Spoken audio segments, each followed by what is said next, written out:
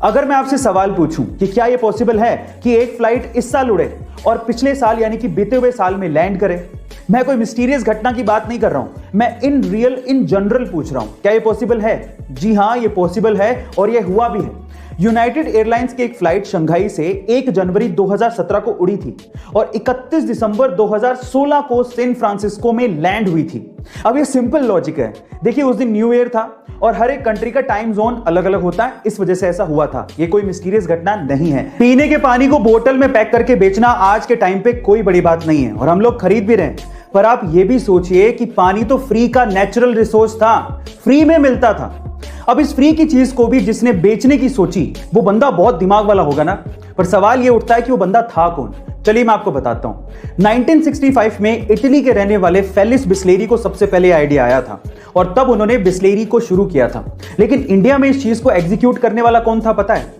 India में इस चीज को एग्जीक्यूट किया था पार्ले के फाउंडर रमेश चौहान ने, जिन्होंने बिस्लेरी को 4 लाख रुपयों में तब खरीदा था। और आज के टाइम पे पार्ले बिस्लेरी का ईयरली टर्नओवर $200 मिलियन से भी ज्यादा है। गाइस, आइडिया इज एवरीथिंग, जो आपकी किस्मत बदल सकता है। तो आइडिया सोचो। गाइस, आपने फेमस स्पोर्ट्सवियर कंपनी नाइकी के लोगो को तो जरूर देखा होगा, लेकिन क्या आप लोग भी उन लोगों में शुमार हैं जो कि ये मानते हैं कि नाइकी का लोगो एक टिक मार्क है? नहीं, ये एक टिक मार्क नहीं है।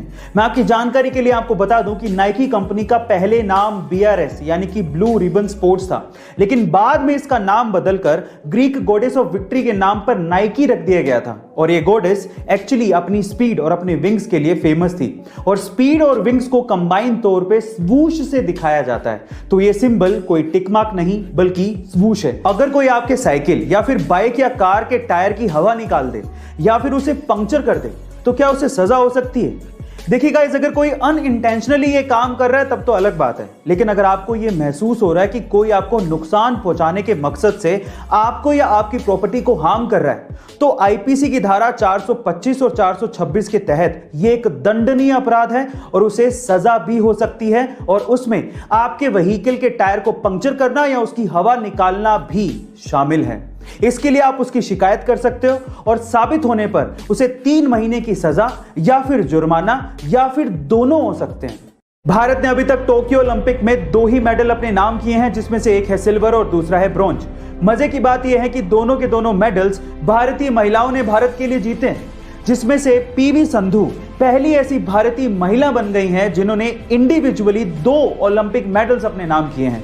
सबसे पहले तो लास्ट संडे को उन्होंने चाइना के खिलाड़ी को हराकर ब्रॉन्ज मेडल अपने नाम किया और फिर उससे पहले 2016 में रियो ओलंपिक में सिल्वर मेडल जीता था। इसी तरह से भारतीय इतिहास की वो पहली ऐसी महिला है जिन्होंने 2 इंडिविजुअल ओलंपिक मेडल्स अपने नाम किए हैं। Guys, hats off to PV